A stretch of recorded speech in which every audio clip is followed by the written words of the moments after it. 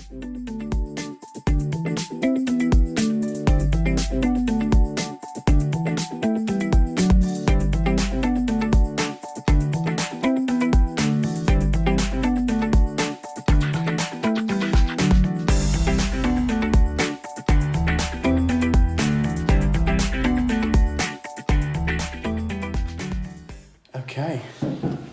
Hi guys. So we are back. It's been a while. June, hasn't it? Yeah, it's been a real while. But a lot's happened. We haven't just kind of gone missing in action. There's been a lot of stuff that's gone on that has stopped us from doing the podcast and stuff. But we're back. We've got an episode that talks about a lot of controversy. There's a lot of controversy that's gone on in recent months. Everything's just hit the fan with Dave Chappelle's new special, really. Yeah, he's not in people's good books at the moment. So for those who don't know, Dave Chappelle is a comedian and he's done a Netflix special called The Closer. A black comedian. Yeah, he's a black comedian who's done a Netflix special called The Closer. And essentially, the backlash of this special is that people at Netflix and other like actors, comedians, people in the public eye have kind of boycotted that special, and apparently people from Netflix have walked out. Yeah, they were going to leave Netflix due to his comments. Yeah, because he made a few comments in the special that speak about gay people, trans people. You know, he's a comedian. He says a lot of things that are satire, and he says a lot of things that might not be the most PC, but he's a comedian at the end of the day, so he's not saying it from a place of... I don't think he's saying it from a place of malice. I think he's saying it from a place of, well, this is comedy, it's going to make people laugh. The thing is, with all comedy, it's basically getting a mirror and looking at society and like, this is how we actually view and live things. Like, it was actually a very good special. It's just some people are getting too tender with it. Like, he even makes a joke about it during his special. Yeah, he makes a joke about it. And the reaction is literally how his joke was done. So I don't know what you want me to do about that. He says a comment that's like, he doesn't care if you are gay, straight, trans, bisexual, anything. He was like, I miss the old school gays. Yeah, he basically says like he's happy with everyone. The only thing he has a problem with is white people. And no one's mentioning that. That's the only thing. No one's mentioning that. No one cares that he says I hate white people. They're just clinging on to the fact that he was like, he said something about trans people. Yeah. But so basically, in the podcast, he basically says he misses the old school guys because he feels like they've, his words not mine, worked for it, like the rights, because obviously back when he was growing up, like it must have been like, you weren't really allowed to be gay, you know what I'm saying? Nothing like it is today, even though today's still bad, but back then would have been way worse. Yeah. And he's like saying, I miss the old school gays because gays today are very sensitive. Like the LGBTQ community is too sensitive for his kind of generation / comedy. Yeah. And which, with the backlash that he's received, it, you know, he kind of, yeah, he kind of basically said on the special that he was like, the people in the community nowadays are very, very sensitive and are always trying to pick apart different things and, you know, find fault with this and find fault with this and find fault with this. And I, you know, to an extent, it's like, if there is something that is said that requires the fault to be found in it, fine. But if someone's just making a joke, I don't think that it should be as scrutinised as other things. The thing is, you've watched it, I've watched it. During the whole special, when he refers to anyone transgender or anything like that, he gives them the pronouns they want. Yeah. She, his best friend, he makes a joke at the end, so one of his best friends will discuss it more, because obviously that's one of the main talking points for the transgender argument in his special.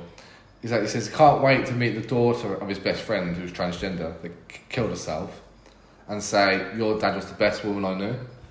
And when you watch that at the end, you're like, whoa, that's very deep, because that's how he leaves it, which is just...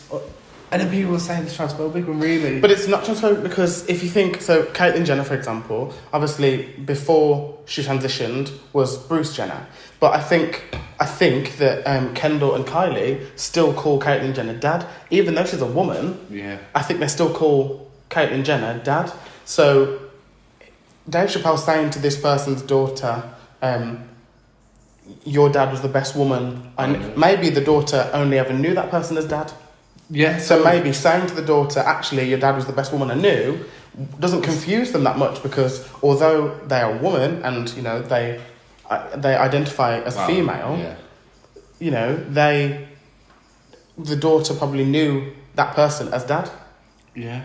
So I don't think that's transphobic at all. Another one, I think that part was just him acknowledging that people have to accept it. He's shining a light on the issue and basically saying people just need to accept it because it's just who you are. But also, I think for Dave Chappelle as well, if he knew that woman before she transitioned, then I guess for Dave it's going to be a bit like, he never met I never knew this woman as a man. I knew this person who identified as a man or who... Oh, you never knew her then. You only knew her after... Right, okay. But I don't think his comment was transphobic because, as I say, some kids with trans parents might still refer to them as... Here we go. Do you think any of it was transphobic? I don't think anything of it's transphobic. Do you think anything was bad about the LGBTQ community at all? No, because he started off the special by saying, let me just first of all say this. I don't hate anyone within that community. I respect the community. He did say at one point he was jealous because the LGBTQIA plus movement has done really, really well and, you know, has soared so much and it's brilliant. But, you know, black people are still fighting for rights and the black rights movement and stuff isn't going as, you know, as smoothly as that. So he's slightly jealous because he's like, well, actually, I'm watching this movement go really well, where this movement that's been fought for about the same amount of time, maybe longer, isn't going as well. So he's a bit like, you know, I'd like that to be going as well as this, but he hasn't ever said anything that was like, I hate gays. The only thing I reckon out of the whole special was thinking about it is when he says, I come here to negotiate the baby's release. Because obviously he made a... Yeah, the baby made like a lot of homophobic comments. At the festival, wasn't it? I think so. And yeah, Dave Chappelle came on and was like, I'm here to negotiate the baby's release. Which is funny because obviously it's not going to happen. Yeah, and I think that's the thing. He knew it's not going to happen. He knows it's not something that is up for negotiation, but it's a comedy show. He's got to make some material somewhere. The thing is, everyone's too sensitive now. That's the issue. Like, the issue is like, say for example, people don't understand the LGBT community. When they ask questions about it, you take offence. Not you, but I'm saying some people always go to the defensive. When some people don't know a thing. Well, that's the thing. So when I came out to my dad, he said to me, he was like, listen, there are going to be some things that I might say or I might ask. I'm not saying them because I'm not discriminating against you. It's just I don't know many gay people. So there are things that I don't know that I will need to know and try and understand. If I say something that is like a slur, tell me. If I refer to something that is, you know, not that PC, tell me. So these people aren't being rude for the sake of being rude. They just haven't been educated to the point that they need to be at, and so they're asking questions. So could you argue about the, you know, he'll go more into it, the comment that Dave Chappelle said to the person in the restaurant? Would you say if someone called you that obviously they don't know you're homosexual, if they said that to you, would you take offence to it? No, because I call people that.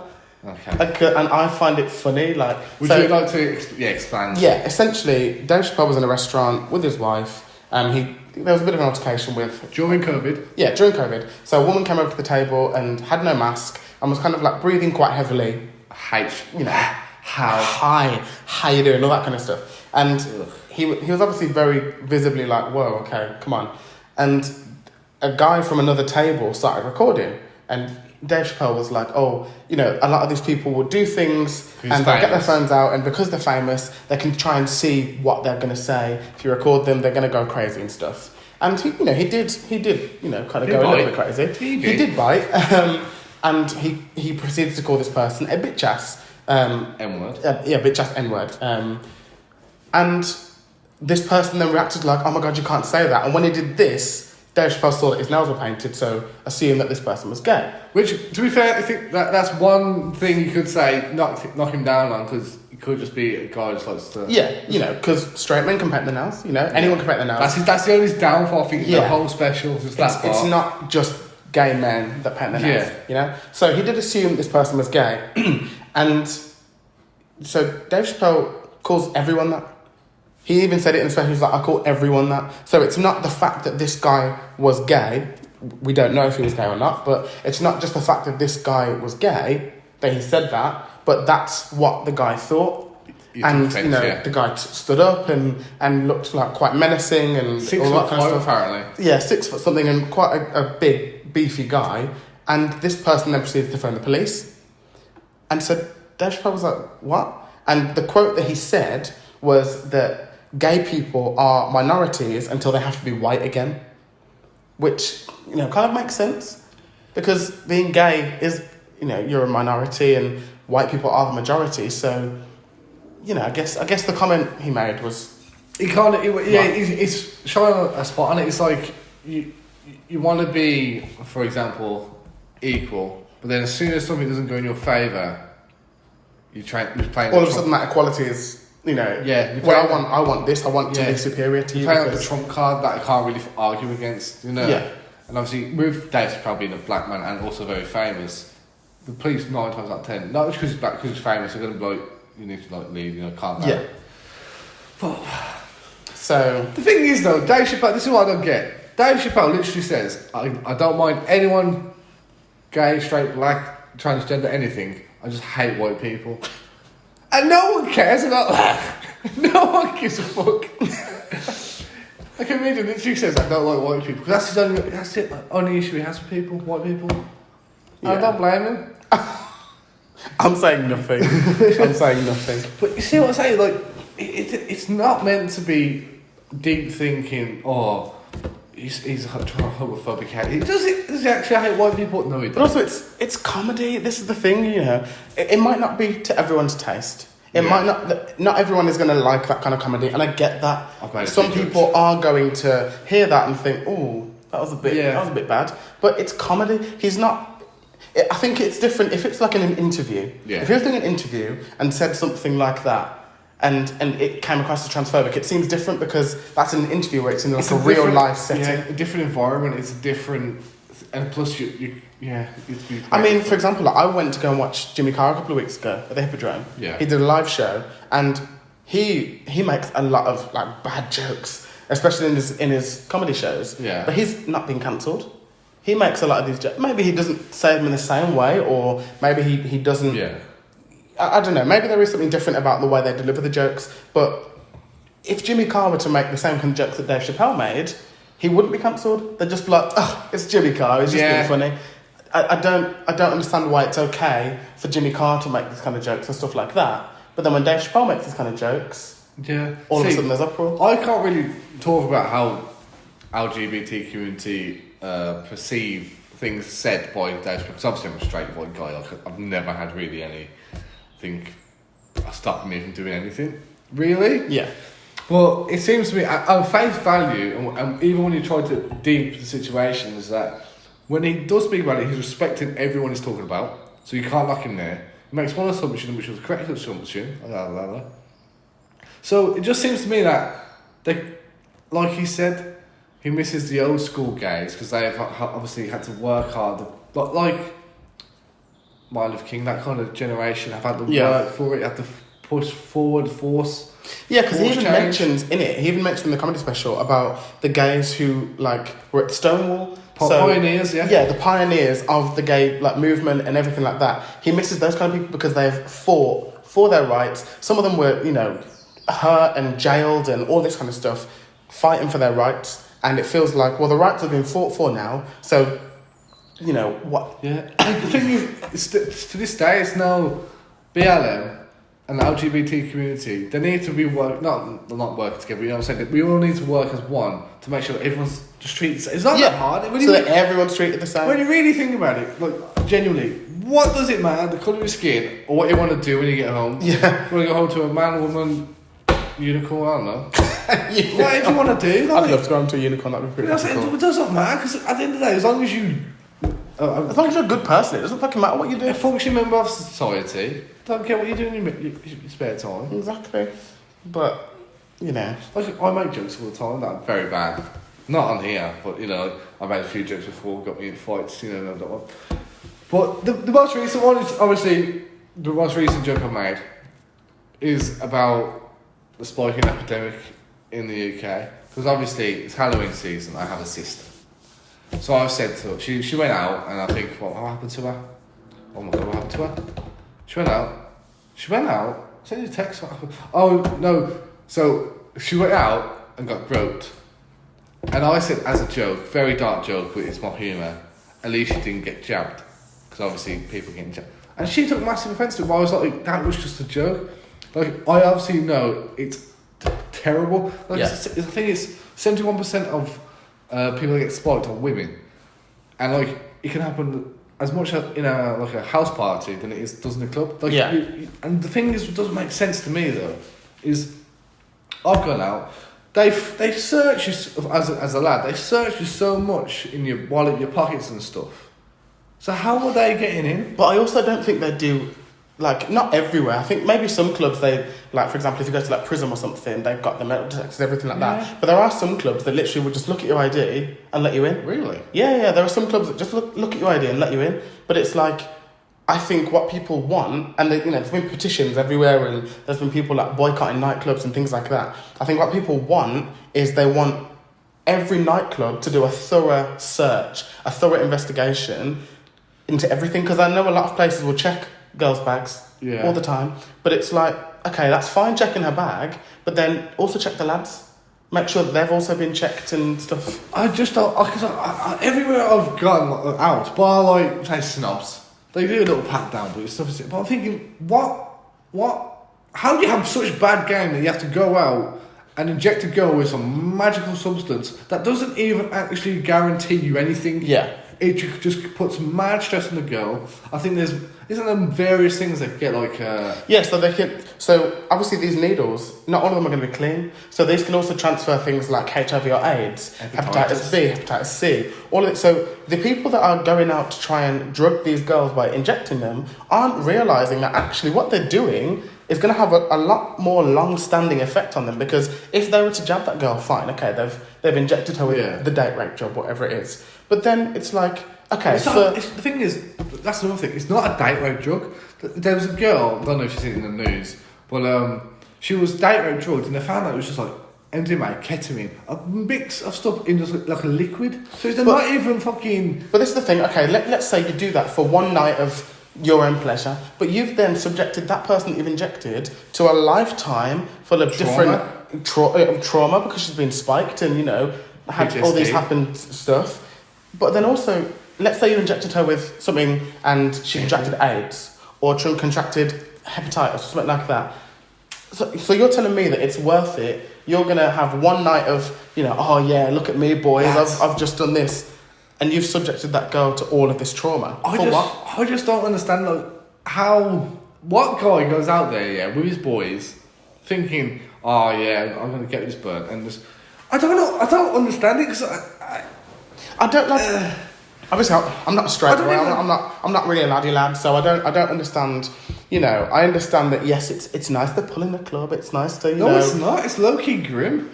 It is a about bit. It. Like when you deep it, for everyone, when you go to a club and you pull a stranger, you've just met someone fucking on Tinder or something. Tinder's different because if you're on a date and that's kind of okay. But if you go to the club and you met a girl for like 2 hours and you're like, oh. And you've danced with them and you've spoken to them for 2 hours. That's grim, man. Yeah, because you don't really know that person, so it's a bit like... The breath could stink and the alcohol's hiding it, you know what I'm saying? It could be dirty, you don't know. But, I know that some people like to go out to clubs and bars and stuff, and I think it gives some people a sense of bravado. It's like, oh yeah, well I pulled, so that means that I'm the top of my game, I look good, this, that and the other. And obviously, you see the thing though, uni students especially, they have a fucking chart about like, 1 point is a kiss, 2 is like hand shit, 3 is, I don't know, you know what I'm saying. But I'm like, what the you're making a game out of like being a slag? See, I think... That goes for boys and girls, not just... Yeah, but I think I think it's funnier. Like, for example, I went on holiday once and I had a chunder chart,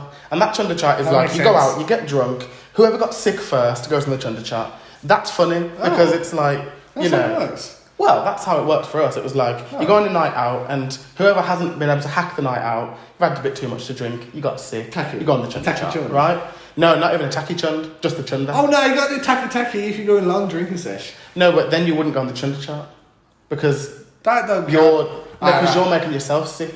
Whereas if you've had too much to drink, you can't handle your drink, and you've got sick, you go on the chunder chart. Okay, that makes sense. Okay. I think those kind of things are funny because it's like, who's the messiest? Who's got the most? That's fine, but I just feel like, and you know what? I think girls do spike lamps too. It's a lot less common. I've been spiked before. Oh, Yeah. So basically, long story short, I was in prison, and I hate waiting in queues. So I was on like the main. If you're on Birmingham and you're older, old gate crusher. But if you our age, it's prison. yeah. So you know, at the main floor, it's like the house floor, whatever the fuck it is, because you've got the curve room there, you've got the old party tunes. Something like that. I haven't been there for a while, but... So I was standing on the house floor, I was like, I need a drink. So instead of waiting in the queue at the bar, because everyone's mainly there, I go all the way to the top of the club, into the smoking area. And it's a long ass queue. I'm like, fuck me, all I want is like lemonade. Because obviously people just buy a bunch of drinks. And the guy goes to me, I'm pissed. Fucking stupid, man. He goes, oh, mate, what do you want? I was like, a vodka lemonade. And he goes, I've got money, I don't want it no more. I was like, why not? Oblivious. I'm like, I'm a guy. Why, you know? Yeah. But it can happen to anyone, this is the thing, like... This is the worst thing about it, the effects. So, I'm like, I can't be asked... it's so stupid. So, we've written some notes for this podcast. We've come prepared. Go on. So I down the drink. I down the drink because I can't be asked to hold the cup. Because I'm like, I have to walk all the way down the stairs and stuff. So I think, fuck it, I down the drink. I put it back and he starts laughing. I said, look. So I'm thinking nothing of it. So as I'm walking down the stairs, boom, don't know what's going on. I come back around and I'm standing in the corner of the club, facing like a dark corner, and I was like, what the fuck? Blackout again. Come back around, I'm dancing with my friends. Blackout again. Wake up, face down on the floor, fully clothed. Don't know how we got there. And I was like, woke up, 100 text messages from everyone. I had a love bite on my neck. Turns out Henry gave it me. Oh, fuck me, man. I don't know what was going on. So, yeah, like, it can happen to anyone. So, just... I guess I'm not the oracle of everything, and I'm not like, telling people what to do. But just a bit of advice, if you're on a night out, stay with your friends. If you can taste that your drink does not taste right, do not drink it. I don't think it's worth it for a couple of quid. I don't down nothing. No. I'd rather throw a drink away after spending £2.50 on it and buy a new one, rather than go, well, I've spent money on this, I'm going to drink it, and it potentially... And also, if you're with a friend and they say to you, my drink doesn't taste right, don't then taste it for them. Imagine that. Because... 2 birds, 1 cup. 2 birds, 1 stone. 2 birds, 1 cup. Oh, God. Well, that's what my mind is. Oh. But, so these are some symptoms. I know Reiss has mentioned some, but things like lowered inhibitions, you've got things like loss of balance, visual problems, confusion, nausea, vomiting, and then unconsciousness. So if you're with someone and you've noticed any of these symptoms that they've got, speak to a bouncer, speak to staff members in the club or the bar or whatever, and just be aware. It's the paranoia, that's the worst one, I think, from looking back on it, because you feel your body doing something different, and you're like, this doesn't feel like alcohol, but you can't control it because you just go, and it's like, it's mad, like, that's a vision. Like, Yeah. I remember when I was seeing it's all black, but turns out I was never looking in the corner. So apparently my friends found me because they were like, more of a wandered off. They found me, brought me back to like the floor, and I was standing on the main floor looking at the lights and dancing and stuff. I don't remember none of it. It's dangerous, man. Yeah, it's proper dangerous. But anything. Just be safe out there, people. What's it like in the LGBTQ community when it comes to? I mean, thankfully I've never been spiked in a club.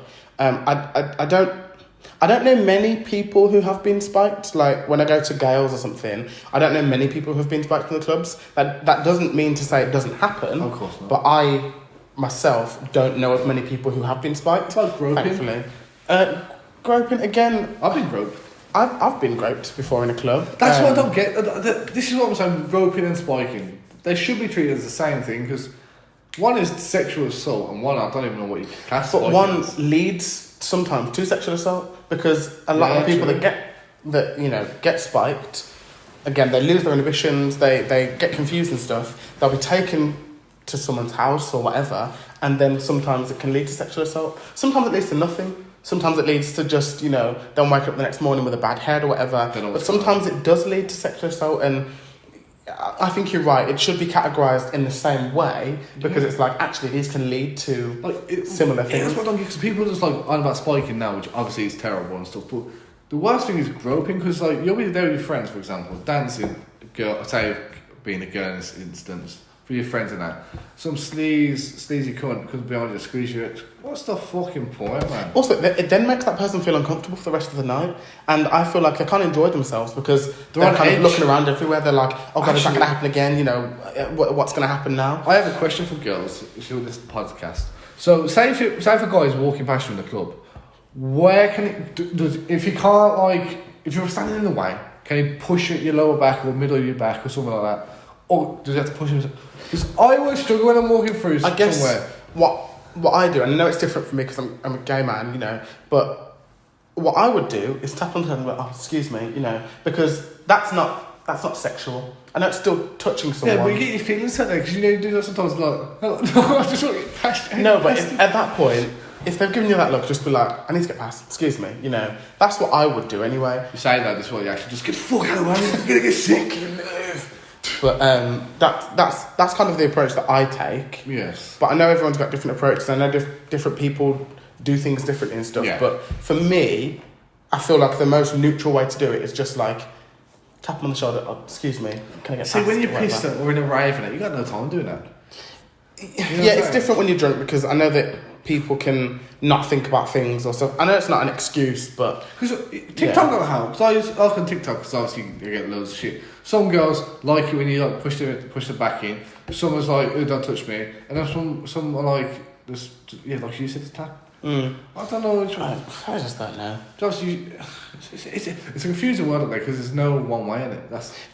There's no right way to do something. And now, as being a straight white man as well, on like a night out or something, you're scared to even chat to a member of the opposite sex just because you don't want to intimidate them. Yeah. Because I'm quite tall and I look quite moody 90% of the time. So I look intimidating anyway. And if I come up to you, excuse me, like, "Oh, yeah." Oh, I don't know, man. But yeah, the moral of that kind of the story is just stay safe. Yeah, especially Halloween. Yeah, because a lot of people are going to be going out for Halloween, and people are going to be getting Halloween is an excuse for people to get very drunk, right? Obviously, get drunk if you want, have fun, do what you need to do, but just stay safe, please, people. And plus, obviously, you got Christmas coming up as well. New Year, all of that. New Year is going to be a big one, because obviously last year we never had one, so this year's going to be a big one. So I reckon girls, please stay safe. Boys as well, but you're only 29%, even though it's still semi-important. Yeah, you just got to stay safe at all times. Is that the dog?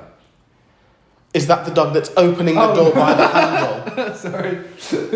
Is that the dog? I thought she pulled it open. My bad there. So, I'm talking about the dog. All the Insulate Britain people. They're butters. They're all paid actors, man. I'm telling you, they're all paid actors. I don't think they all are. You're telling me you're going to sit there, get ink in your face and do nothing. No, but when it comes to protests, people do anything. Like, people will go to the extremes when it comes to protests to make sure that their point gets across. Okay, my next point is, you know for a fact if they go onto the wrong neighbourhood in London or anywhere, that ink is going to be acid.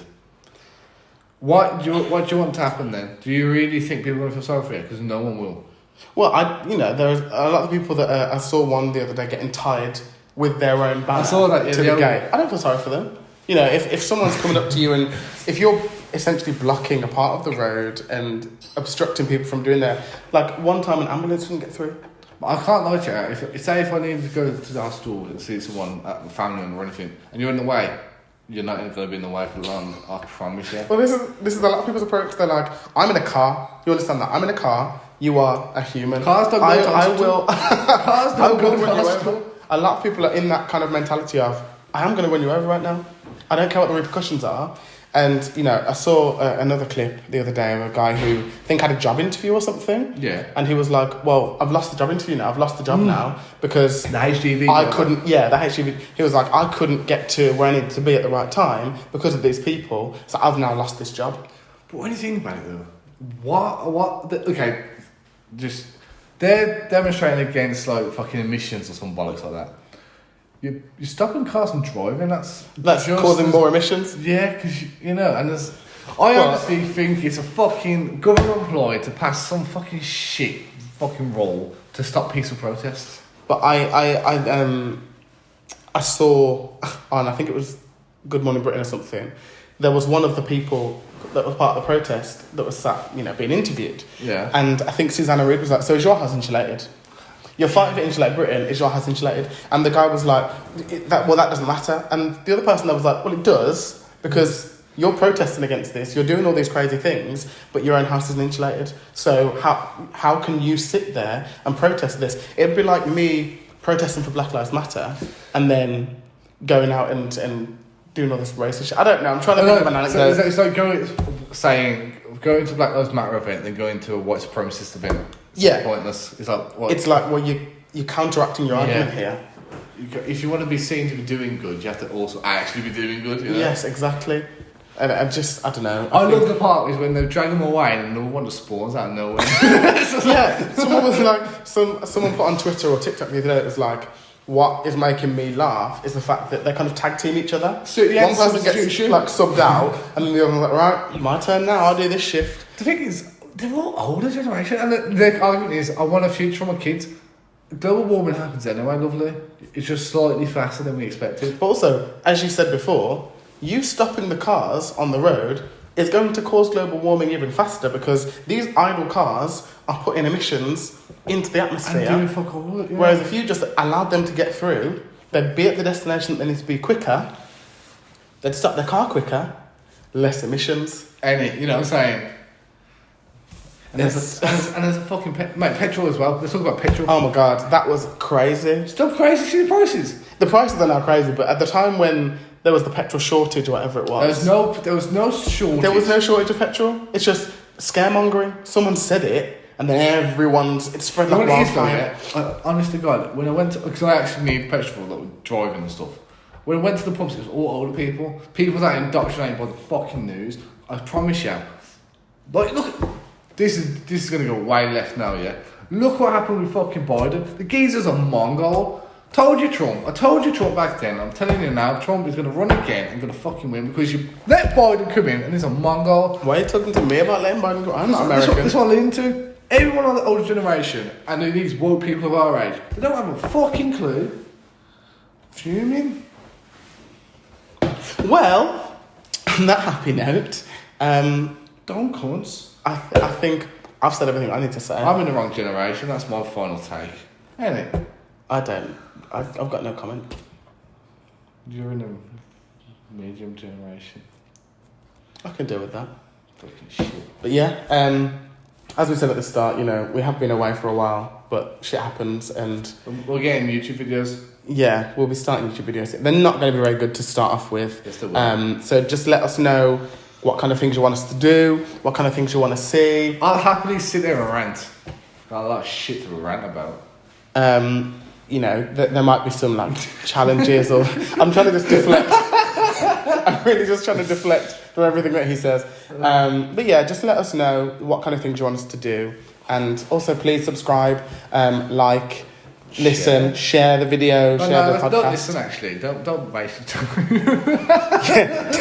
Don't waste this time. Nah, to be fair, like, share, subscribe, hit the bell button because that's the thing now. Oh yeah, we have to say that. We need 100 subs so we start getting fucking paid. You're right. So please, yeah, cool. Dave Chappelle, I don't feel anything wrong. I think he just put more eyes onto the issue. Justice for Dave Chappelle. I've come here to negotiate the release of Dave Chappelle. Insulate Britain, wankers. And stay safe, especially in Halloween, New Year, Christmas season. Especially girls as well. Yeah. I feel bad for you've had COVID, yeah, and you've had like people going back to uni and stuff, And it's just been ruined. And now this is like Your first time in uni, first time going out after COVID, and you got fucking knobheads that can't talk to girls, drugging them. Yeah. Fucking shit. So just, everyone just be wary and just stay safe. And also girls, I know it's very small number of girls. Stop groping lads. I know that as well. Thank you. Just everyone be nice to each other. Just don't be fucking weird. You know what annoys me as well? You know when people are like, sidetrack. You know when people are like, put on Twitter, I'm 80 days drug-free / alcohol-free, I'm so happy. Well done for being normal. Bye. Bye everyone.